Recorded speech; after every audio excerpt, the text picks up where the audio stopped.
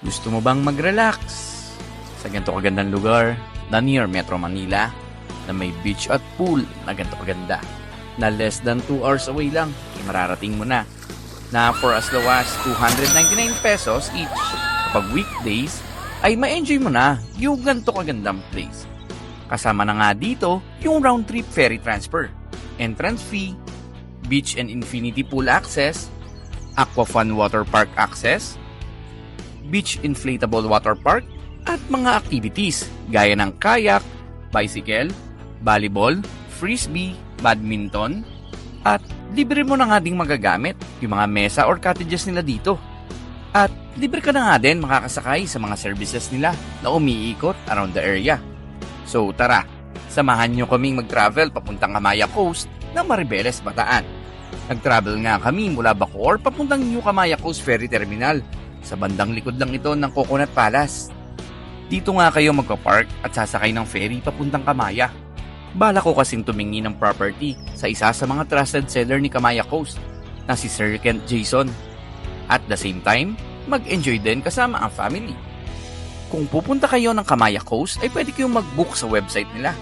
299 pesos nga lang ang pinakamurang presyo kung makakapag-book kayo ng weekdays. Medyo mahirap nga lang at laging punuan dito. At ang pinakamahal naman na ticket nila ay 1,399 pesos. Depende kasi yan sa promo na makukuha nyo. Kaya pinili ko na lang mag-book na lang via Klook para less hassle na din. Ang nakuha naming ticket ay tag 799 pesos. Then ginamit namin yung code ko na Lakwatserong Klook para may 3 to 5% discount. Pwede nga din kayo mamili dito kung via land or via ferry ang travel na gagawin ninyo. Kumain na nga muna kami dito bago sumakay ng ferry dahil bawal magdala ng pagkain sa Kamaya Coast para makatipid na din kami. Pero may mga pagkain din sa ferry na pwede nyong bilhin at dalhin sa Kamaya. Magka-travel nga lang kayo ng halos 2 hours via ferry at darating na kayo sa Kamaya Coast. So welcome to Kamaya Coast of Maribeles, Bataan. Tumating nga kami ng Kamaya around 9 AM at ang returning ticket namin is 4 PM. Kaya meron kayo ditong 7 hours para mag-enjoy. Ako, mas inuna ko munang tumingin ng property dito dahil mabilis tumaas ang value ng property nila dito. Dahil sa ganda ng location na nasa paanan lang ng bundok na Mariveles. At alam mo ba na magkakaroon sila dito ng sariling airport? At soon, mas dadali din ang pagpunta dito pag natapos na din ang tulay ng Cavite to Bataan Bridge. Tapos, pag property owner ka, ay libre mo na din ma-access lahat ng amenities nila dito. Gaya ng maganda nilang beach na may pagka-white ang buhangin, ang very Instagrammable na infinity pool nila, at ang adventure park nila na Aqua Fun. Matatry mo na din ang mga inflatable sila. Meron na din ditong golf course, malls, at soon, mas madami pang itatayo dito. At ang isa pa nga sa nakakatuwa dito ay hindi ka na mahihirapan magpabook ng ferry papunta dito para puntahan ang property mo kung manggagaling ka pa ng Manila. Kaya kung gusto nyo mag-check ng property at magpunta sa Kamaya, ay kontakin nyo lang po si Sir Kent Jason sa page niya at sa number na ito. Invite ko kayo dito sa Kamaya Coast, especially yung mga naghahanap ng for investment and retirement home. So accessible tayo via by land, by sea, and soon by air. So dito sa Kamaya Coast, nag-offer po kami ng residential lot, commercial lot, and condominium. Sa condominium po, meron tayong studio unit, 2 bedroom, and 3 bedroom po. So tara na!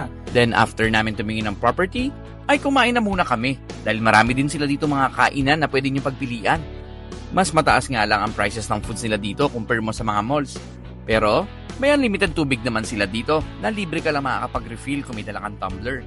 Then after namin kumain, in-enjoy namin yung mga natitira pa naming oras. Pumunta kami sa may Aqua Fun sa isa sa pinaka-attraction nila. Nag-slide nga kami dito at in-enjoy ang kanilang water park. Napaka-instagrammable nga din dito. Kaya huwag niyong kalimutang mag-picture-picture. Sure ako, sobrang mag-enjoy kayo dito. Mas try nga dito yung mataas nilang slide. Papasigaw ka talaga. Then after, pumunta naman kami sa may infinity pool nila. Napaka-relaxing nga dito at napaka-instagrammable din. Panalo nga din dito mag-relax dahil may mga spot dito na natatabunan ng mga puno.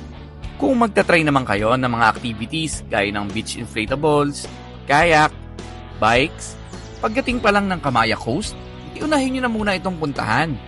Magpa-schedule kayo sa sports and recreational area para sure na makakakuha kayo ng slot para sa mga activities dahil may mga oras at schedule yung paggamit ng activities dito. Kaya kailangan nyo magpalista. Lalo, napaka-solid ng mga beach inflatables nila dito.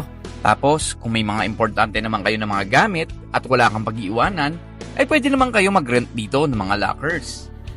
At alam mo ba, sa sobrang saya at enjoy nga dito sa Kamaya Coast, ay hindi mo mapapansin na napakabilis ng oras. Dahil 4 PM, kailangan mo nang bumalik sa ferry para bumalik sa Manila. Dito, habang pabalik kayo, masasaksihan nyo ang ganda ng sunset ng Manila Bay habang nakasakay sa ferry. Sobrang na-enjoy nga namin yung maghapon mula sa pagtingin ng property hanggang sa mga rides, hanggang sa mga liguan. Kaya for sure, mag-enjoy din kayo dito. Sa sobrang enjoy ko nga dito, sa summer, babalik ako dito. Bayaland naman, para mas mahaba yung oras ko, para mapakita ko din sa inyo kung paano ba mag-rides papunta dito. So for properties and inquiries, message lang po kayo kay Sir Kent Jason. And for more travels, just follow us for more. And God bless.